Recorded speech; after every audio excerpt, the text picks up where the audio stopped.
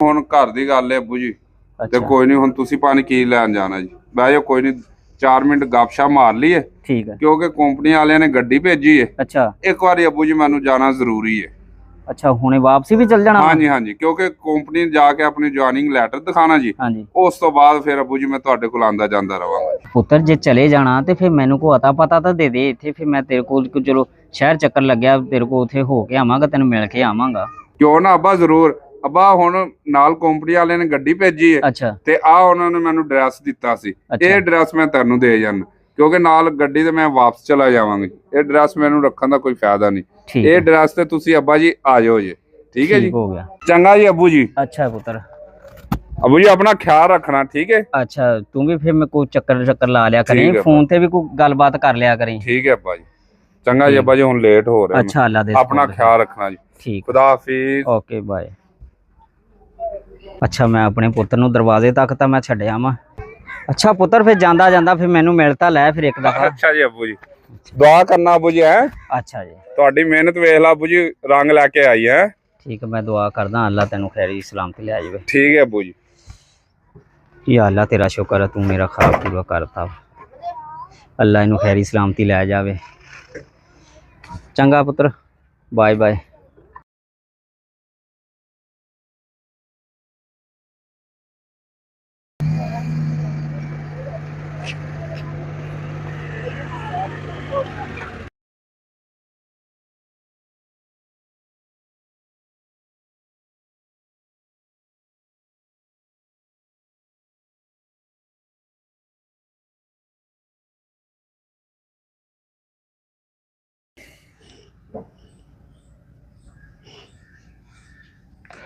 शाह जी, आप पहली मेडिसिन खा रहे हो? जी, प्रॉपर मेडिसिन चल रही है जी। अब आपकी तबीयत कैसी है? इम्प्रूवमेंट है, काफ़ी बेहतर।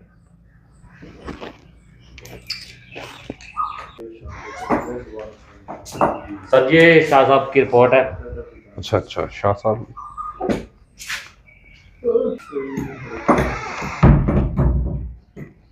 शाह साहब, आपकी रिपोर्ट माशाल्लाह बहुत अच्छी आई है। चलो शुक्र है अल्लाह का। सब हमारी नेगेटिव आ रही। चलो अल्लाह का शुक्र है। आमिर साहब जी, आप अंदर जाएं। शाह साहब, आप 2 मिनट इंतजार कीजिए।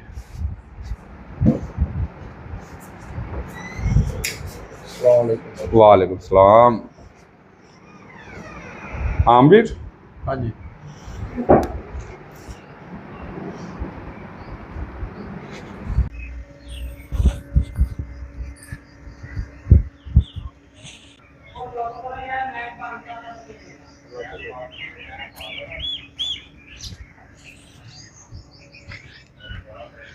ਇੱਥੇ ਪਤਾ ਕਰਦਾ ਵਾਂ, ਆਹੀ ਜਗ੍ਹਾ ਲੱਗਦੀ ਮੈਨੂੰ। ਉਹ ਬੰਦਾ ਬੈਠਾ, ਦੇਖਦਾ ਪੁੱਛਦਾ ਉਹਨੂੰ।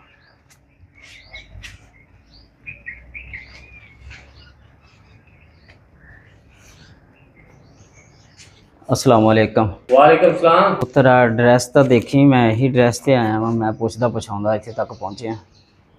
ए वेद डॉक्टर है मेरा पुत्र।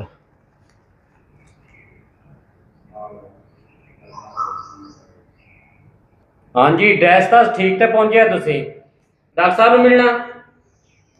हाँ जी पुत्र, वीद नूं मिलना वा। मेरा पुत्र वीद डॉक्टर जिहड़ा। चलो मैं डॉक्टर साहब नूं पुछदा हूं। बैठो तुसी।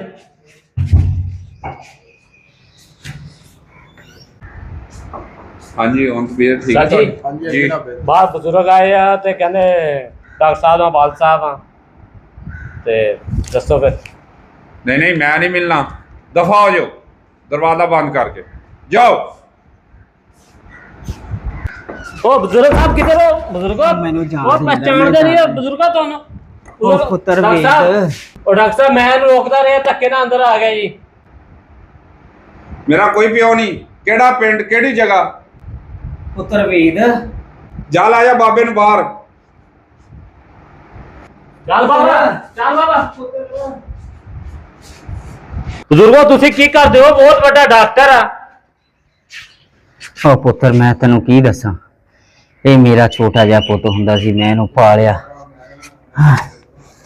ਇਹਦੇ ਤੇ। मैं ना इहनूं मां दा प्यार दिता। ਪਿਓ ਦਾ ਪਿਆਰ ਦਿੱਤਾ ਹੈਂ, ਆਪਣੀ ਜ਼ਮੀਨ ਜਾਇਦਾਦ ਵੇਚੀ, ਇਹਦੇ ਤੇ ਕੀ ਕੁਛ ਨਹੀਂ ਕੀਤਾ, ਇਹਨੂੰ ਬਾਹਰ ਭੇਜਿਆ, ਵੱਡਾ ਡਾਕਟਰ ਬਣਾਇਆ।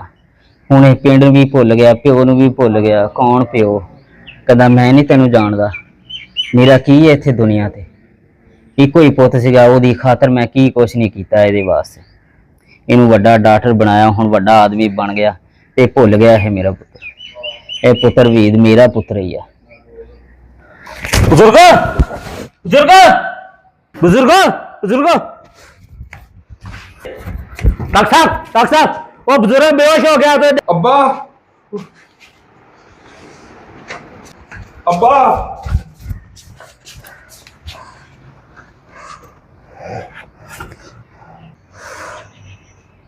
अब्बा तेनू की होया? डॉक्टर साहब की होया? अब्बा मर गया। ओए अब्बा, मैं नौकरी पैसे की खातर अब्बा तेनू मैं भुल गया। ओए अब्बा मैनू माफ करी। डॉक्टर साहब, अब्बा माफ करी। डॉक्टर साहब हुण माफी मंगण दा कोई फायदा नहीं। इदो तेरा प्यो सी उदो तू माफी नहीं मंगी। वो किन्नियां तेरे अगे गिड़गिड़ांदा रहा, तेनू कहंदा रहा मैं तेरा प्यो हां, मैं तेरा प्यो हां, ते उदो तुसी मन्ने नहीं, ते हुण मर गया ते हुण प्यो प्यो। हुण कोई फायदा नहीं हैगा इहनू। हुण जिन्ना मर्जी रोला, ना प्यो वापस आना, ना तेरिया खुशियां वापस आनियां। हुण तू अपने संभाल। एडी वड्डी डॉक्टरी दा की फायदा, एडी शोहरत दा की फायदा तेनू? डॉक्टर साहब चला गया। रोन का कोई फायदा नहीं। डॉक्टर नू रब ने रहमत का फरिश्ता बना के दुनिया ते भेजदा है, ते तुसी एडे जालम डॉक्टर साहब, मैं अज वेख्या तुहानू। मेरे को गलती हो गई। इन्ने जालम। डॉक्टर साहब मैं तेरी नौकरी छड्ड के जा रहा, इह तां जालम डॉक्टर नहीं चाहिए मैनू।